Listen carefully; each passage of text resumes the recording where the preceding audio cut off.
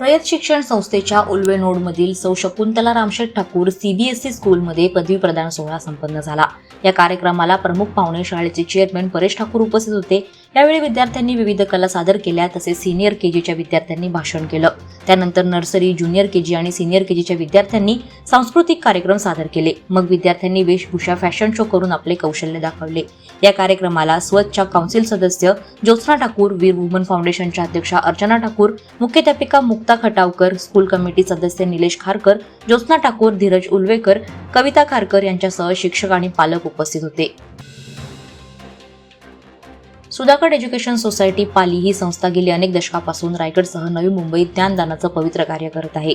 शिक्षण महर्षी दादासाहेब लिमये यांनी सन 1941 मध्ये लावलेल्या या शिक्षण संस्थेच्या रोपट्याचं रूपांतर आता वटवृक्षात झालंय।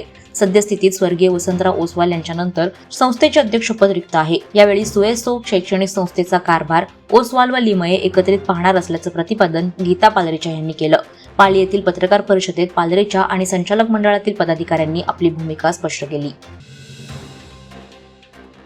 दिघी पुणे राष्ट्रीय महामार्गावर भीषण अपघात झाला असून या अपघातात 3 मोटारसायकल एकमेकांना आदळल्यानं 5 जण गंभीर जखमी तर एकाचा उपचारादरम्यान म्हसळा ग्रामीण रुग्णालयात मृत्यू झाल्याची घटना समोर आली आहे। रुपेश कृष्णा वासकर असं या अपघातात मृत पावलेल्या तरुणाचं नाव असून तो म्हसळा तालुक्यातील कुडगाव येथील राहणारा होता।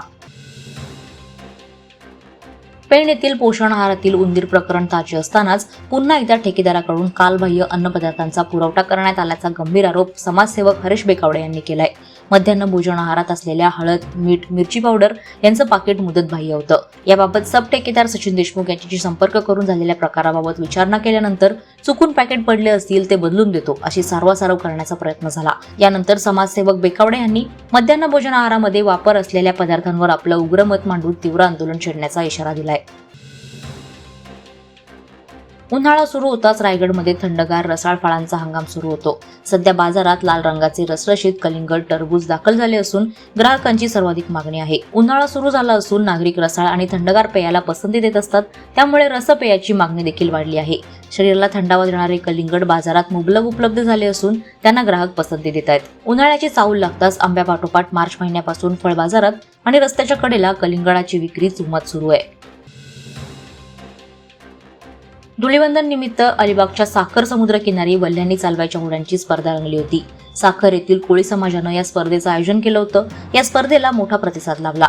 विजेत्या स्पर्धकांना पारितोषिके देण्यात आली। यांत्रिकी युगात हाताने चालवायच्या होड्या कालबाह्य होत चालल्यात। अशा वेळी ही परंपरा जपण्याबरोबरच नवीन पिढीला याची माहिती व्हावी यासाठी हा प्रयत्न इथल्या कोळी समाजाने केला होता। वादळवारा लाईव्हसाठी न्यूज ब्युरो, रायगड। नवी मुंबई व रायगड जिल्ह्यातील ताज्या बातम्या आणि घडामोडींसाठी सबस्क्राईब करा वादळवारा लाईव्ह चॅनल आणि दाबा बेल आयकॉन।